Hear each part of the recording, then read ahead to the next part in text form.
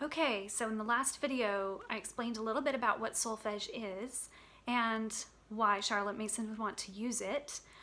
But, like capital letters, 3 exclamation points, I want to come to an understanding that helping children to learn solfege is the secondary goal.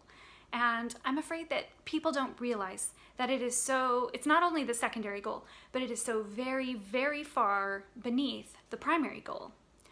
And so what is the primary goal? The primary goal is this. I would like all of you to stand up. You can get your O Thou Fount of Every Blessing. You might watch out for the words on B.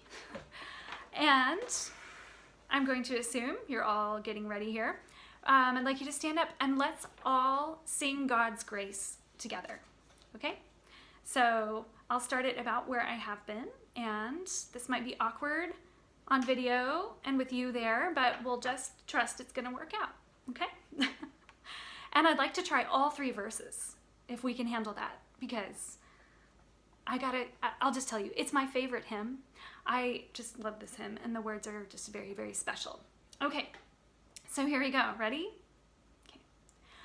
O thou fount of every blessing, tune my heart to sing thy grace. Streams of mercy never ceasing, call for songs of loudest praise.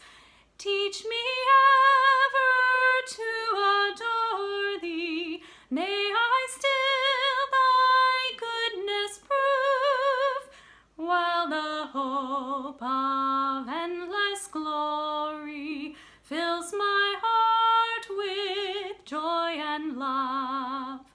Here I raise my Ebenezer, hither by thy help I've come, and I hope by thy good pleasure safely to arrive at home.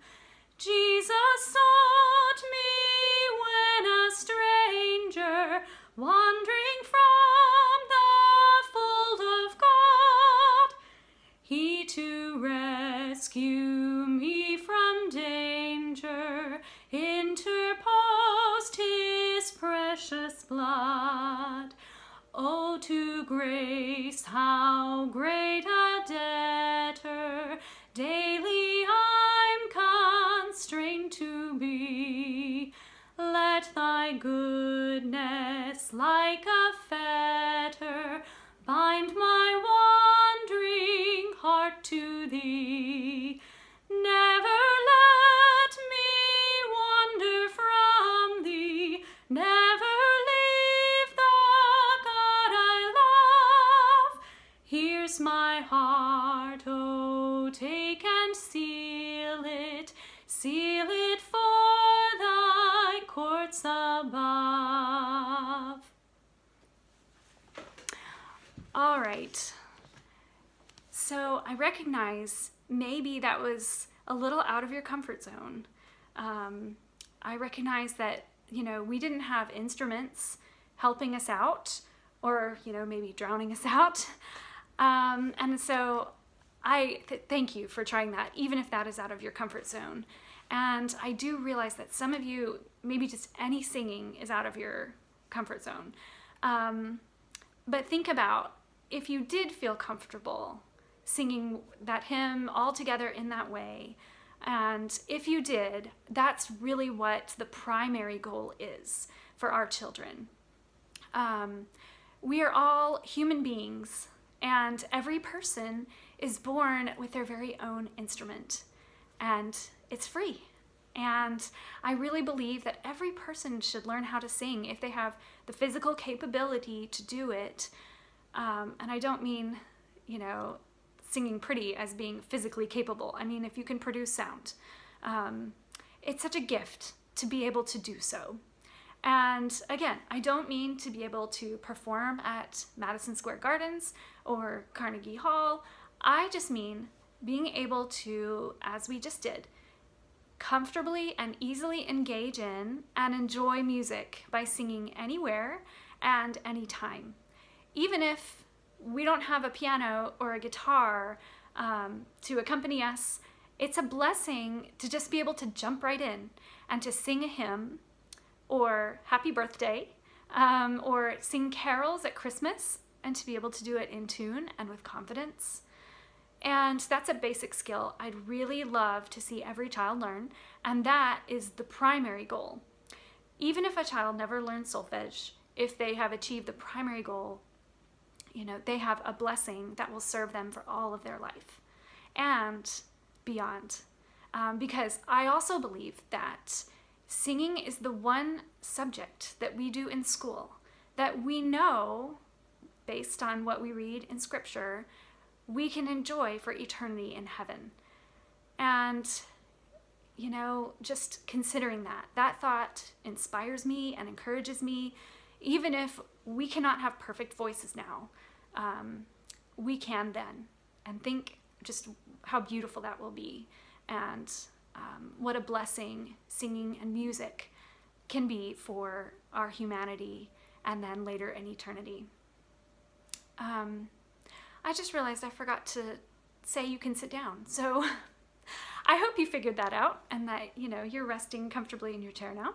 If not, go ahead. Okay, so in our culture, we are used to passive entertainment in our society. And singing in a group like this, like what we just did, it's not passive.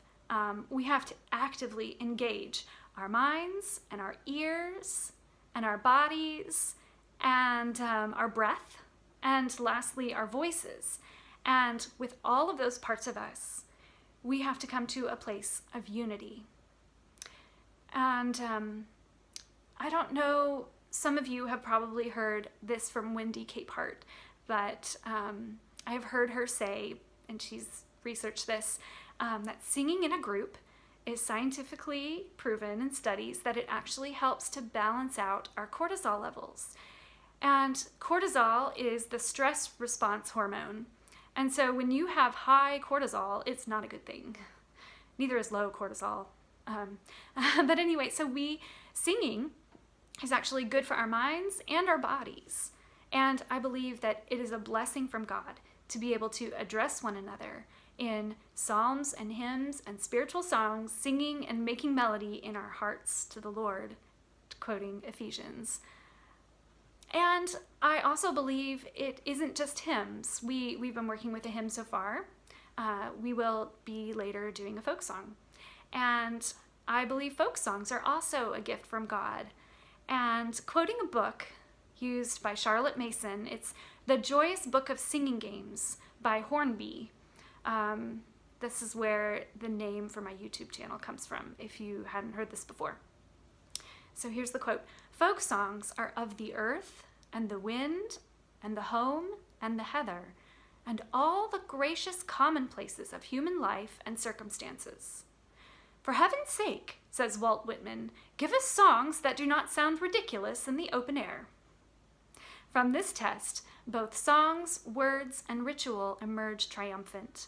They are the children of the open air. The words express it, and dance and ritual are attuned to it. They persist, as does the beauty of the gorse and the lark's song. So folk songs were also a part of Charlotte Mason's program of study. And folk songs are the songs that we sing while we play and while we work. And they cover every aspect of living a full life, and they can help us to live better. They also just bring a fresh breeze through the atmosphere of our home. And I do understand very, very well. Sometimes we have to make difficult choices about what we include in our homeschool day. But in my experience, singing has the potential to give back to both ourselves and to our children so much more than it demands of us. Here's kind of a key, once we have cultivated the habit. And so I want to do what I can to both equip and encourage families in one of the habits that Charlotte Mason identifies in home education, and that is the habit of singing. All right, I'll tell you a little bit more in the next video.